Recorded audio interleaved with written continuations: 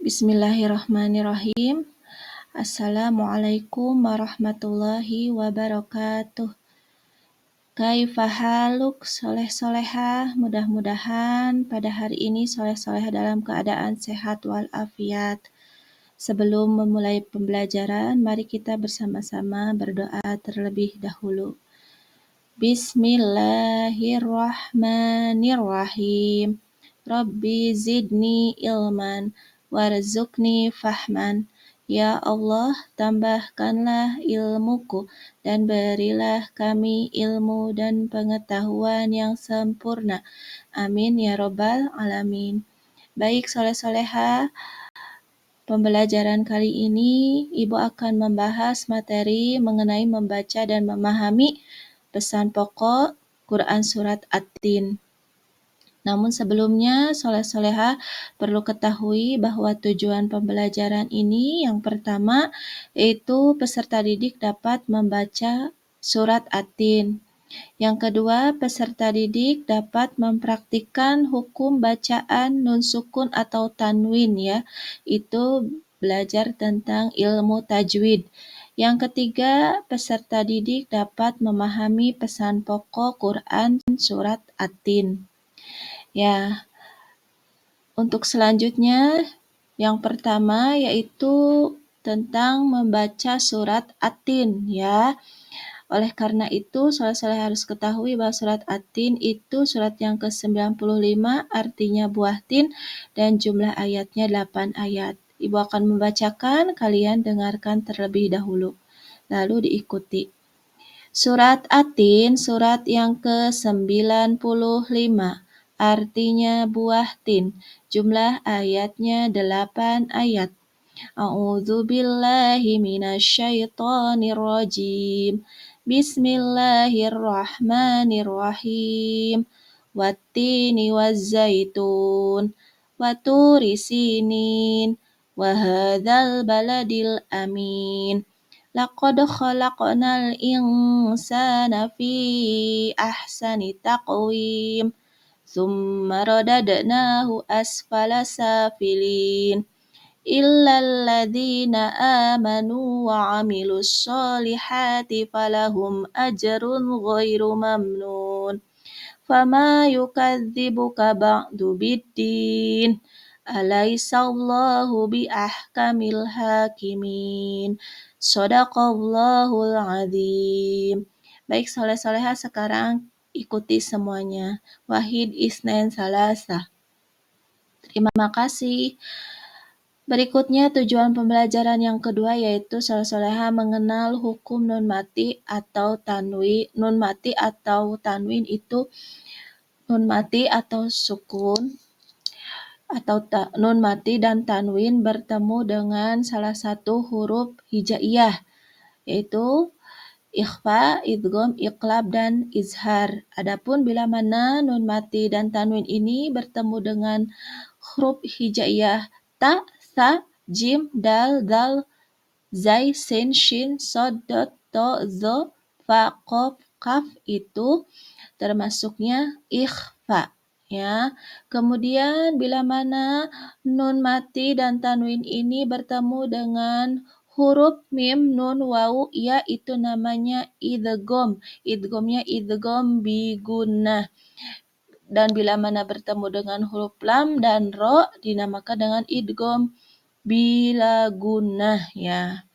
Kemudian yang berikutnya iqlab. Iqlab itu bila mana nun mati atau tanwin bertemu dengan huruf ba ya. Kemudian izhar halki bila mana nun mati atau tanwin ini bertemu dengan salah satu huruf alif, ha, kha, ain, ghain, ha. Nah, nanti untuk pembelajaran lebih mendalamnya akan dibahas pertemuan yang akan datang ya.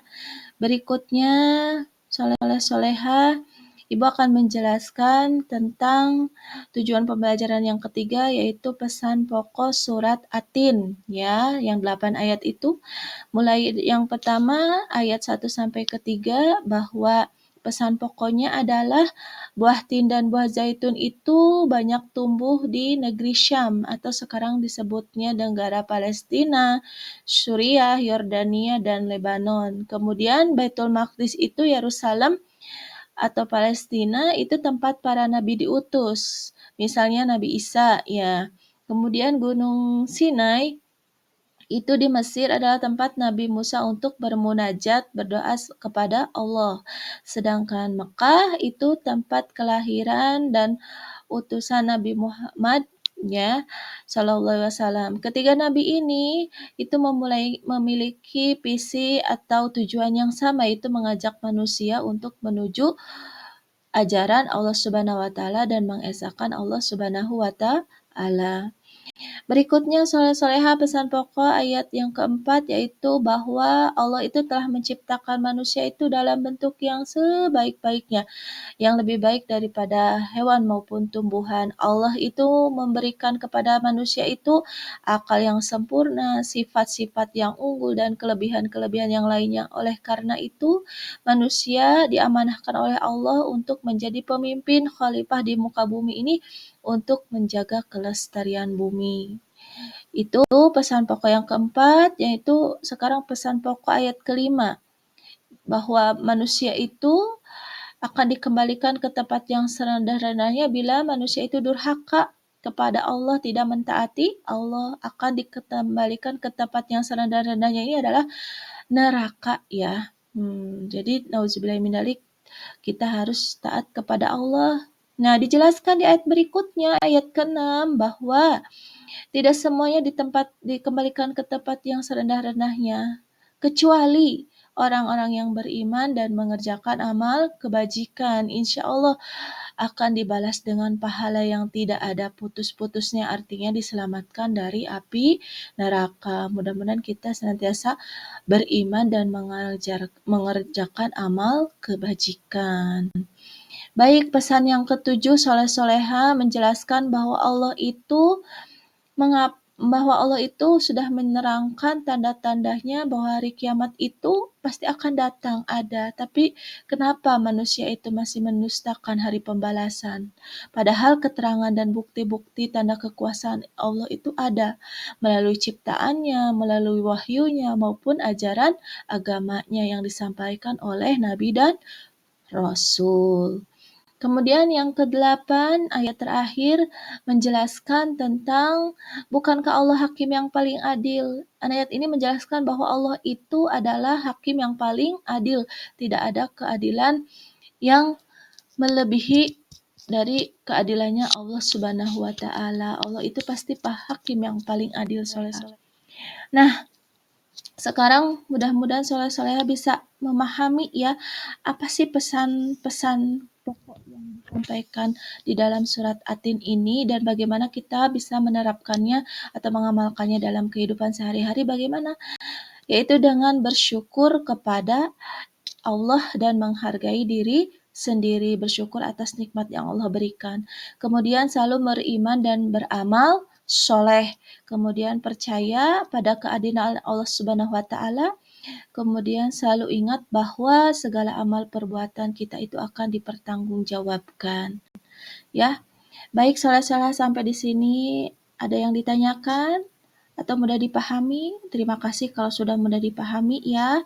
Tugas di rumah soleh-soleha adalah membaca dengan tartil Quran surat At-Tin. Nanti pertemuan berikutnya Ibu akan cek hafalan bacaannya ya, apakah sudah sesuai dengan ilmu tajwidnya atau tidak, begitu.